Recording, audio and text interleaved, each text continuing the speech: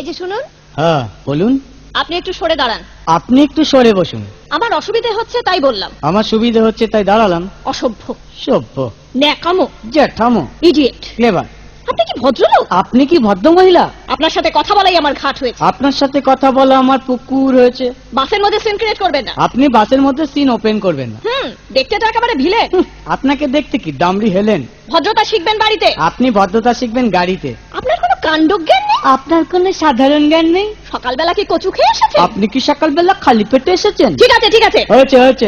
একটা মেয়ের সঙ্গে ঝগড়া করতে আপনার লজ্জা করে না? একটা ছেলের সাথে কথা বলতে আপনার ভয় করে না? কি আশ্চর্য, কি অপূর্ব। দেখুন ধৈর্যের বাঁধ ভেঙে যাচ্ছে। শুনুন, ধৈর্যের বাঁধ আমার শক্ত হচ্ছে। মুখ সামলে কথা বলবেন। আপনিও কথা ঠিকভাবে বলবেন। আপনি নামুন তো। আপনি উঠুন তো।